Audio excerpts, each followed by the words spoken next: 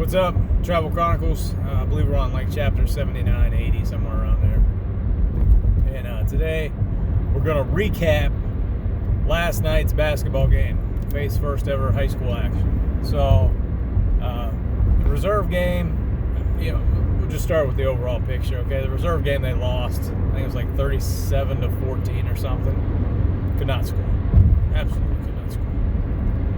And it was bad. A lot of missed shots, like inside, but then like also like a lot of really bad shots, and just not really looking like. They kind of look a little disorganized.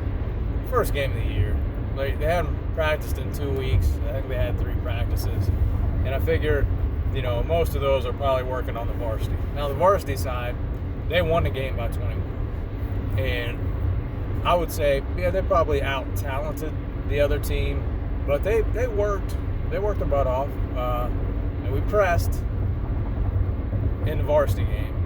In the reserve game, we didn't press until like the last 3 minutes or so, and I think it was like a 16-point game until then. And then like the last 2 minutes, they scored 7, and I don't think we scored. We could not get a bucket, and it wasn't for. Like I said, it wasn't for lack of opportunities. It's just lack of the ball going in the basket. Whatever you want to attribute that to. Rust, lack of reps. Being extremely young. There's no girls on the reserve team above sophomore. They're all sophomores and freshmen. And I think we had four freshmen play.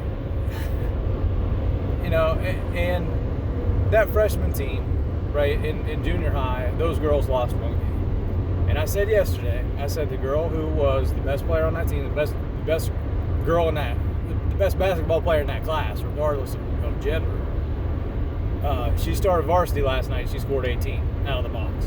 And she scored them inside, outside, layups, driving into the lane. Like she looked good. She was under control. And some people were yelling at her, go, go, go, go. Like hurry up and get to the basket. And she's just, under control. Get in there and get your layup, and it goes right in. And, she has a lot different play style where, some kids are, uber athletic and really fast. And she's athletic. Don't get me wrong, she's athletic. She doesn't have super speed though. She's not gonna outrace you, but she's strong, and she just has a really good feel for sports or anything with a ball. Like she's a really good player. She hasn't played volleyball, but I'm sure she'd pick that up no problem if she wanted to. But I don't think she does a lot of softball stuff. I think she had a broken arm, broken leg. She gets beat up. So, she's not afraid to take a hit. She ain't afraid to give a hit. She played great, right? And the girl who's probably the best girl, I'll use this in quotation marks, because I haven't watched her really play. I just know that, coming back, she was a starter last year. They lost a bunch of seniors, and she's like the only returning starter. So, you would say, hey, she's probably the best girl on the team. She started as a sophomore in high school. She's a good shooter. She's a good scorer. But last night, she only had 4 points. And she had probably 3 or 4 opportunities at layups out of the press. Missed them. She took probably 3 or 4 threes. Just couldn't hit them. It was a rough night. But she did other things. She played defense. She played hard. And like I said, they got a 20-point win, so you can't complain. The one, surprising aspect to me was the girl who played inside. They had a good post player last year that graduated, and they had a girl this year that was going to take her spot, who's not the same type of build. Like the other girl was probably 6'1", and I don't know, she may only be 6'1". She's tall. She's tall, especially for high school girls basketball, local high school girls basketball. And that's how she played. And she does have a good shot. Like don't get me wrong. Like fundamentally, like she she could play. She could put it in the bag. She wasn't going to miss a close shot. The girl they have this year she's bigger.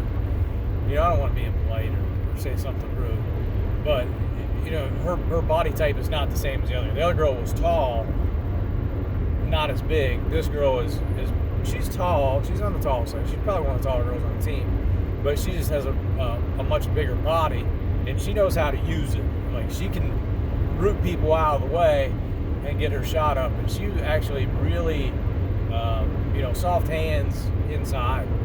It was kind of surprising for me because I wasn't sure how she was going to play. I'd watched them play in a scrimmage, and it's a 10-minute running clock. They're just kind of up and down, and you didn't really see them get into a set or anything. Now, the one thing that did bother me was people sitting behind us to the right. It was like her family are like, "That's your number one option. You got to get it inside. You got to get it." It's like, dude, she's just now starting. Like, this is her first time. At best, she's the third option. She's not the first option. Like, Maria Clark is your first option. That's your first option. The freshman is your second option. And then that girl is your third option. But, hey, we can pass it around, see if she's open. And they're like, "Oh, look, she's wide open." And it's like, okay, she may have been open, but there's like two other girls standing right behind her watching what's going to happen. They're going to triple team her as soon as she catches it inside. Because that's just typical Ferry basketball, apparently, is we're just going to throw it into the post and force it in there whether the kid's good or not. And this girl happened to be pretty decent. She had 18 points, but, she probably played the least minutes of any starter because of that press. She just doesn't have the conditioning to put up with it. I mean, she can score, and she can go get a rebound on the defensive end every once in a while. Especially if it's around her, she's going to get it. If it's away from her, she's probably not running it down. And that's, that's just her limitations. But if she does what she does well, then she'll be okay. She'll be fine. But we'll go back to Faith. Just talk about her for a little bit. She looked like deer in headlights. When that game, started, she was real timid. She wouldn't drive into the basket. A girl cut her off. She just kind of dribbled out. She got a 5-second call on her. I'm going to say it's probably going to be one of the few 5-second calls she gets. Maybe ever now. She started being more aggressive in the second half. First half, she got a steal, threw it out to a girl, and she got fouled going in for a layup. She made one of the free throws. Faith would have had an assist out of that. She didn't get one. Like, points were hard to come by, and I think most of them were probably free throws for us, to be honest. She did have 2 points. Okay, they were free throws. She went 50% from the line, though. She missed the first one, make it second. Did that twice. But her first points in high school were somebody else's free throw attempts. And it was she tried to pass the ball inside a girl. It hit her hands or something. And, there's, foul. The referee, there's only 2 officials in the JV game. They go over, they're making the call, they come back, Faith just goes to the line and shoot. And I don't think the foul was on her. I think it was against another girl. But the other girl, this is like her first year playing. She hasn't played before. I mean, maybe she may be able to step over and hit a free throw, sure.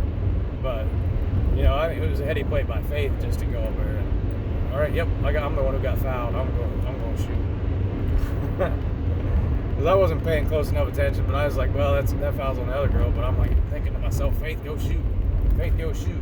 And she went up there and shot. And, that's the thing. Go up there and, until they tell you, hey, you're not the one shooting. As long as you think as long as you pretend like you know what you're doing, most of the time they're going to go with it. They're just going to go with it. Because, that's hard for an official to go, no, it wasn't you, right? Or, if somebody hits the ball or tips it out of bounds, and a lot of times you won't see an official overrule another official, even if it's, a bad call, because, sometimes they're not looking at the same play. But if there's only 2 officials back, right, and there's like 2 players, they're both looking at the play. And they both know, but if one makes that call, they're not going to override each other, even if it looks like it's an absolutely horrible call. I seen a guy last night call one. I did see a referee call over the back. All right. Anything in basketball, like if you follow basketball at all or officiating or anything, over the back is not a real foul call. Okay. It's either a hold or push. You're either holding the person down, trying to get the ball, or you're shoving them to get that ball. Over the back is not a foul. There's only like 4 foul calls. There's a hold, a push, a block, charge, and maybe like one where you blatantly like hit the arms. But even then, sometimes I think they call it like a hold. Right? They'll go, like that. I mean, you have the intentionals and flagrants and stuff like that don't have anything to do with basketball. I mean, just like in the flow of the game, there's only like 4 foul calls. Maybe 5. Over the back's not. Right? Reach-in's not a foul. It's either the hold or where you hit somebody. And the basics of a foul call are you gain an advantage. Did the player making that play gain an advantage on the other player? Either offensively or defensively. So offensively, you put the shoulder down, you knock somebody out of the way, you've gained an unfair advantage in the game of basketball. Right? If you're late, sliding over to try to cut somebody off, you've gained an unfair advantage because you weren't in position to guard, even though now you're trying to jump in there to defend them, and you stop them from getting a basket, but only because what you did was illegal. So that's it. Back to the game, though. She looked scared. She did get into it a little bit more in the second half, but she wasn't. She's got a lot to learn. She's a freshman.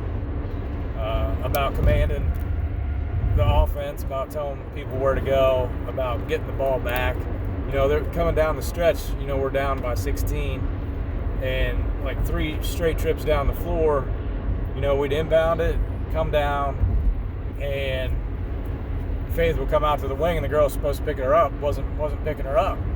She's just standing down in the block, like waiting on her. And she's wide open out there, and the girl bringing the ball down the court is like racing down the court. It's like, one, if the clock stopped, roll it in, or just bounce it. Let her get back in front of you, and if nobody's picking her up, pass her the ball because nobody's guarding her, and let her shoot a 3 because you're down by 15 or 16 points. And they didn't use any timeouts, right? That annoyed me. And there was one time where we were laying on the ground, the girl got it, and I was like, timeout, call timeout. Nobody called timeout. Because I'm young, trying to help them out. Yeah, I don't care if the game gets extended by a minute or 30 seconds or whatever. I want to see him make good basketball plays. Because if this is a close game, if this is a 5-point game, now all of a sudden that matters. We're sitting there with 5 timeouts. We didn't call a timeout to get people settled down, or if we gave something up, or we're having bad rotations on offense or defense. We haven't made any of those calls. Now in the varsity game, for the first time in the history of watching the game, I've seen a Martins Ferry coach actually call good timeouts. It was remarkable, because I'm sitting there going timeout, and I look over and coach goes timeout. I was like, man, that makes sense. Yeah, it is. You did need one. One, you're going to run the girls in the dirt because you're trying to press all the time. And you're not subbing. And look, we won the game. We won by 20, right? My philosophy on pressing is this: you can steal wins with press. You can still win. You can probably you can win half your games if you're a decent pressing team.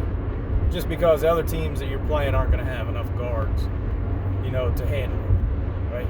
You're going to lose some games that you probably should win, just because you're going to get people in foul trouble, and you're going to have to go into your bench. You're going to get out of rotation, stuff like that. You're going to lose some just because of the aggressiveness of a press in general. But you're going to lose games against talented teams because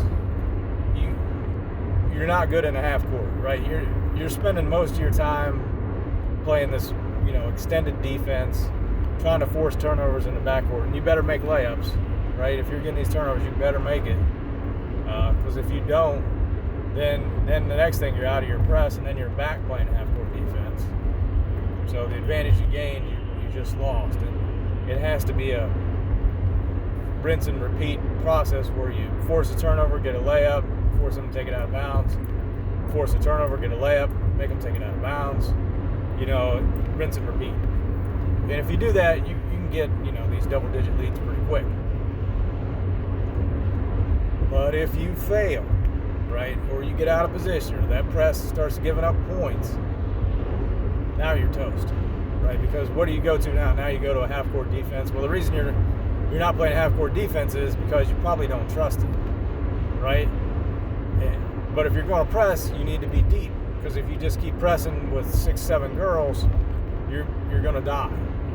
You're going to lose your legs at the end of the game. So, I say those close contests, they're going to be half-court contests.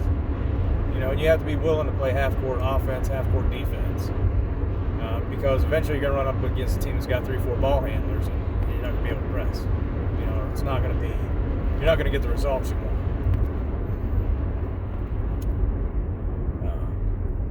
That'll just be something to look forward to in the future, how fast. And like I said, he played 2 freshmen a good bit in varsity. Faith did make it in the game, in the varsity game, so she'll get a quarter. But I don't know, it'll be interesting. She's got a lot to learn. She's got to really blossom in on the reserve side and start taking over games. It's going to be like 6th grade year. It's like you're going to have to run that team and be the primary scorer, and that's fine. Because you should go out there to try to win a game. You're not just out there to get experience and put shots up and play some defense. You need to try to get better at the game so you can contribute at the varsity level. So there's girls coming. So I thought she'd be 9th. She was the 9th one into the varsity game last night. And it was in garbage time. Like the last 2 girls didn't come off the bench until less than 2 minutes left, and we're up by 20. So, all right. Well, that's all I got for today. Like I said, they did good. We'll see how the season goes. I'm sure I'll have more. She's where she deserves to be. Like, don't get me wrong. Like, I want to see my girl play. I want to see my daughter play. I want to see her get in there. And these young kids, the sooner you get them in a game, regardless of what the score is or situation, like it's going to be like ripping a Band-Aid off. You got to get that initial experience. And it's just, pull the Band-Aid off. Take the pain when you can take, it's better off when you can take it. So you're up by 20.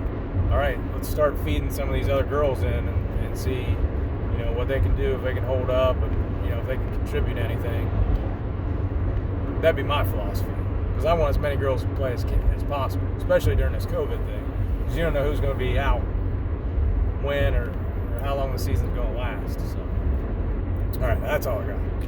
Okay, I'll see you later. Be careful. Be COVID-free.